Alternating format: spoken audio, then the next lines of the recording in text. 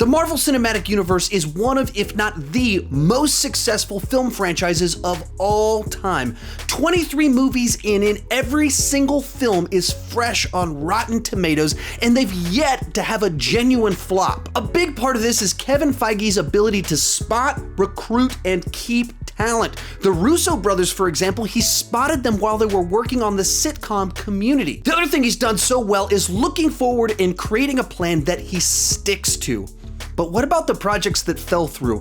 What about the top tier talent they recruited and then lost? Today we're looking at the MCU's biggest mistakes.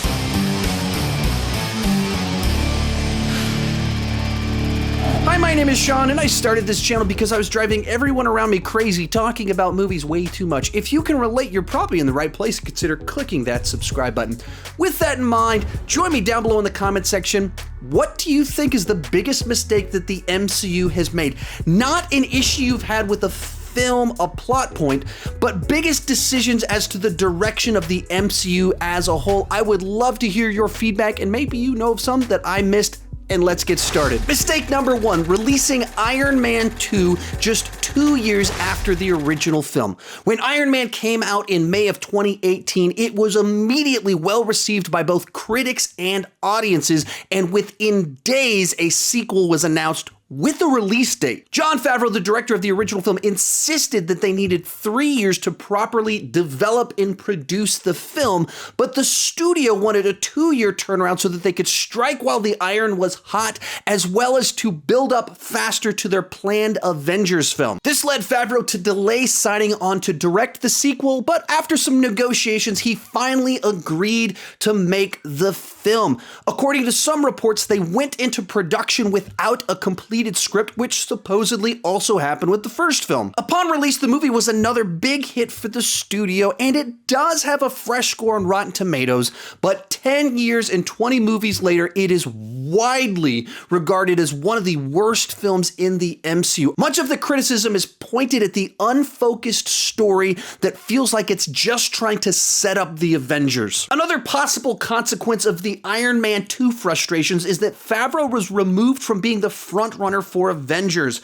Prior to Iron Man 2, Favreau was assumed to be the best choice to helm the team-up film. Obviously, we don't know exactly what happened behind the scenes, but it's pretty easy to tell that there was a good bit of tension related to the disagreement about the time frame for the release of the film, and reportedly, the studio wasn't particularly happy about how much they had to pay Jon Favreau to get him to sign on to direct Iron Man 2, and they just assumed they would have to pay him more to get him to direct the Avengers, so they decided to go in a different direction and get a different director. Mistake number two, losing Patty Jenkins as the director of Thor: The Dark World. In September 2011, Marvel Studios hired Patty Jenkins to direct the untitled Thor 2. She had previously directed the critically praised Monster, for which Charlize Theron won an Oscar. In later interviews, Patty Jenkins described her pitch for Thor 2 this way. I pitched them that I wanted to do Romeo and Juliet. I wanted Jane to be stuck on Earth and Thor to be stuck where he is, and Thor to be forbidden to come and save Jane because Earth doesn't matter.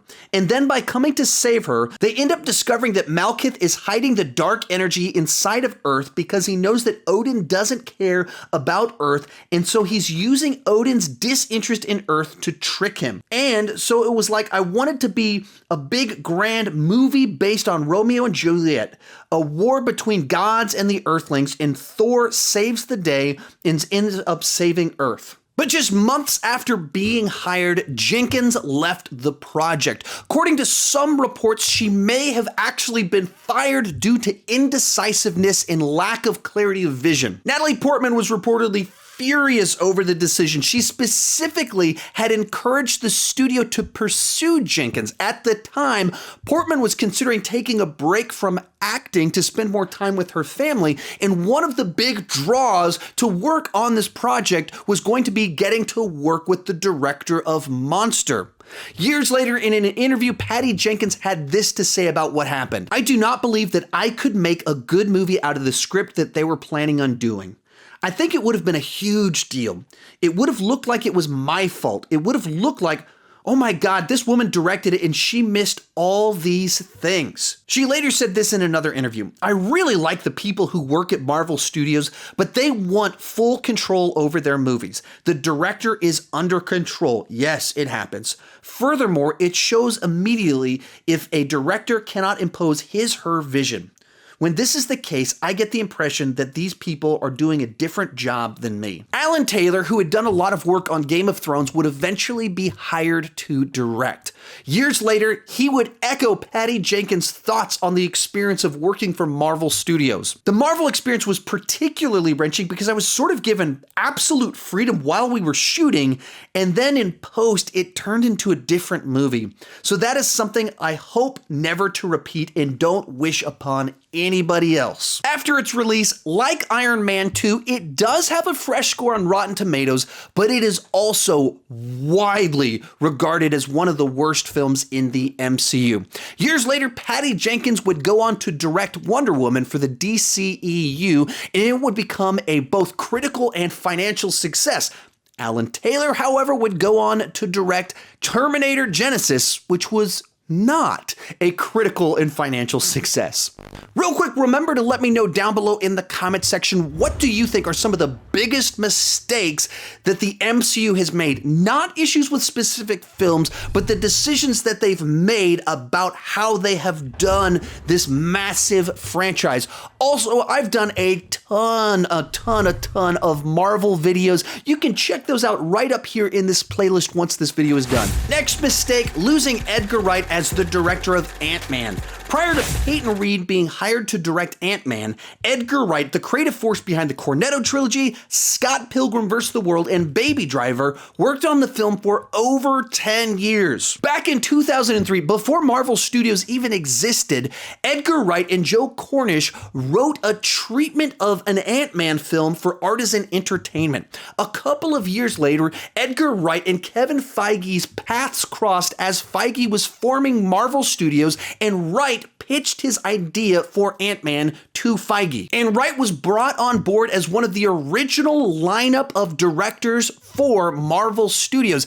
In fact, Edgar Wright appeared with Jon Favreau and Kevin Feige at the 2006 Comic-Con Marvel Studios panel. By 2008, Wright had completed his first draft, but Ant-Man wasn't part of the Phase 1 plan, so there wasn't a lot of urgency to get a second draft finished, so it didn't come until 2011. In 2012, Wright started working on some test footage, and some was even shown at the 2012 San Diego Comic-Con panel. Around this time, Wright gave an update on the project saying this: "In the time I've been working on it, other things have happened in the other movies that could be affected in this. It is pretty standalone in the way we're linking it to the others. I like to make it standalone because I think the premise of it needs time." In 2013, Marvel Studios finally set a release date in 2015 for the film. All throughout 2014, Edgar Wright and Joe Cornish kept rewriting the script to try and match the notes that were coming from the studio, as well as keeping their original vision for the project. When the script still wasn't to Marvel's liking, they decided to bring in some of their writing staff to rework the script without Edgar Wright's input. Upon reading this draft of the script, Edgar Wright decided to leave the project after over 10 years of working on the film. Years later, Edgar Wright had this to say: "I wanted to make a Marvel movie, but I don't think they really wanted to make an Edgar Wright movie. I was the writer-director on it, and they wanted to do a draft without me.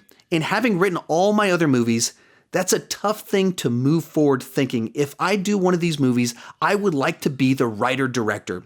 Suddenly becoming a director for hire on it, you're sort of less emotionally invested and you start to wonder why you're there really." Others were similarly confused by Marvel's decisions. This is what Joss Whedon had to say: "I don't get it. I thought the script was not only the best script that Marvel had ever had, but the most Marvel script I'd read. I had no interest in Ant-Man. Then I read the script and I was like, oh, of course, this is so good." Eventually, Peyton Reed was hired to direct the film. He'd previously directed Jim Carrey's Yes Man. The title is probably what attracted Feige. The film was another moderate success for the MCU, though to this day it is still one of the lowest grossing films in the MCU, and it is frequently criticized for sticking way too closely to the Marvel formula. And our final mistake, announcing the Inhumans as a movie only to deliver a bad TV show. On November 2nd, 2018, the Inhumans was supposed to debut in theaters. Well, that obviously didn't happen. As early as 2011, Marvel Studios started developing an Inhumans film. The Inhumans were first introduced in the comics in 1965 in an issue of the Fantastic Four, and like many other Marvel characters of that time, they were created by Stan Lee and Jack Kirby. In 2013, the Inhumans were given a pretty major storyline in the comics called Inhumanity. The following year, in 2014, the movie was officially announced and given a 2018 release date. The next year, Inhumans were even introduced in the series Agents of S.H.I.E.L.D. In April 2016, Inhumans was pulled from the release schedule, and Feige had this to say: "Since we made our initial Phase 3 announcement, we added Spider-Man, which was a big joyous coup for us. We added Ant-Man and the Wasp, which was a big, fun continuation of that story for us. Walt Disney Company has announced an Indiana Jones film for right around the same time, so I think it will shuffle off the current date that it's on right now. How far down it'll shuffle? I'm not sure yet." Then, November that same year, Feige gave an update saying, "I think Inhumans will happen for sure. I don't know when. I think it's happening on television. And I think as we get into Phase 4, I've always said it could happen as a movie. I think it would be super cool." Just 2 months later, Scott Buck was hired as the showrunner for an Inhumans TV series. Buck had previously worked as the showrunner on the final season of Dexter and the first season of Iron Fist, both of which were poorly received by audience and critics. Less than 5 months after Feige said he didn't know when it was going to happen and he thought maybe it would be a TV show, they were already filming, and within 10 months, it was ready to premiere. The first 2 episodes were edited together and released in IMAX theaters, but after a 2-week run, it had only grossed $3.5 million worldwide. Over the next few months, the 8-episode season debuted, but viewership quickly dwindled, and the reaction from those who did watch was almost universally negative. It only has 11% on Rotten Tomatoes. In May of 2018, the show was officially canceled. The Inhumans is one of the rare occasions where Kevin Feige actually announced a film and it didn't come to be. While this video is focused on the mistakes that Marvel Studios has made throughout the years, I think it actually just highlights how good of a job Kevin Feige has done running this studio for over 10 years now. You can just look at a bunch of comparable studios, Lucasfilm being the prime example, and there's so much more turnover with directors and writers. There's so many more projects that are announced that just never come to be. You can actually trust when Kevin Feige says that he's going to make a movie and hires a director that project almost certainly will come to be. There's only a few examples when that didn't happen, and I think that that's something worth praising. If you've enjoyed this video, I've done a ton of Marvel related videos. You can check them out in these 2 playlists right there. If you've enjoyed this video, there's definitely something in there that you'll enjoy. Thank you so much for watching, and keep talking movies too much.